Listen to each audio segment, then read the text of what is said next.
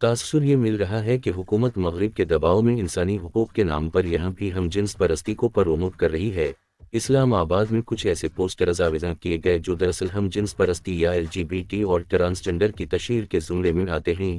جماعت اسلامی کے سینیٹر مشتاق احمد اور کچھ دوسرے افراد نے بھی اس مسئلے کو سوشل میڈیا کے ذریعے اٹھایا، لیکن اس پر حکومت کی طرف سے جواب میں خاموشی کے علاوہ کچھ نظر نہ آیا۔ سینئر صحافی و کالم نگار انصار عباسی نے اہم تفصیلات شیئر کر دیں۔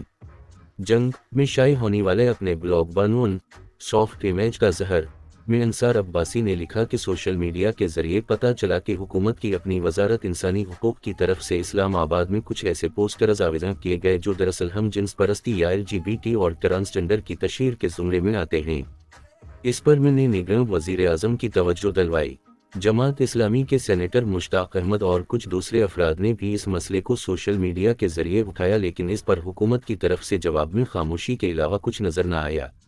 ایسی اشتہار بازی جو نہ صرف ہماری دینی تعلیمات اور معاشرتی اقدار کے خلاف ہے بلکہ پاکستانی معاشرے میں مزید گندگی اور بے حیائی پھیلانے کا ذریعہ ہے، اس کے لیے حکومت خود قوم کا پیسہ لگا رہی ہے۔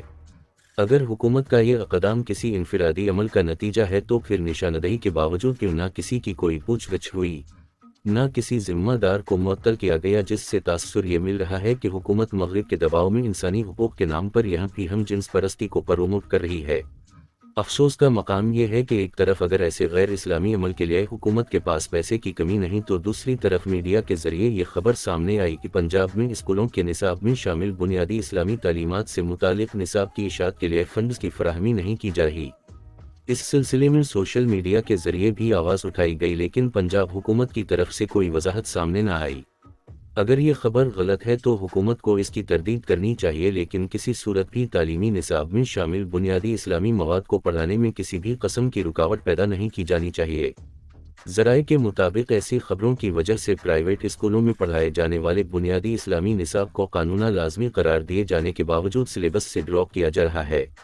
یہ بہت ضروری ہے کہ پنجاب حکومت اور محکمہ تعلیم کے ذمہ داران اس بارے میں ایک پالیسی بیان جاری کریں اور ایسے پرائیویٹ اسکولوں کے خلاف ایکشن لیا جائے جو یا تو بنیادی اسلامی نصاب کو پڑھا ہی نہیں رہے یا اسے ڈراپ کر رہے ہیں۔ اپنے بلاگ کے آخر میں انصار عباسی نے لکھا کہ بہت ضروری ہے کہ معاشرے کی کردار سازی اور تربیت کا نظام لاگو کیا جائے اور اس سلسلے میں تعلیمی اداروں اور میڈیا کا بہت اہم کردار ہے۔ تاہم افسوس کا مقام یہ ہے کہ ایک طرف اگر تعلیمی اداروں میں کردار سازی اور تربیت کے لیے کوئی نظام موجود نہیں تو دوسری طرف میڈیا معاشرے میں مزید بگاڑ کا ذریعہ بن رہا ہے۔ مغرب کی نقالی میں ہمارا میڈیا اپنی دینی و معاشرتی اقدار کو بھول کر بے حیائی کو پھیلانے کا بڑا ذریعہ بن چکا ہے۔ پیمرا جس کی ذمہ داری ہے کہ ٹیلی ویژن چینلز کی ہر قسم کی نشریات آئین و قانون کے مطابق ہوں اور اسلامی اقدار کے خلاف نہ ہوں، اس کے لیے بھی فحاشی و عریانی کے پیمانے بدل چکے۔ ٹیلی ویژن چینلز انٹرٹینمنٹ، اشتہارات، ڈراموں، مارننگ شوز اور مزاح کے نام پر جو مرضی چاہیں چلائیں انہیں کھلی چھٹی دے دی گئی ہے۔ اس کے نتیجے میں معاشرتی برائیوں میں روز بروز اضافہ ہو رہا ہے۔ عوام اور معاشرے کو جو کچھ دکھایا جا رہا ہے وہ بھی بلّہ چون واؤ چرا دیکھے جا رہے ہیں۔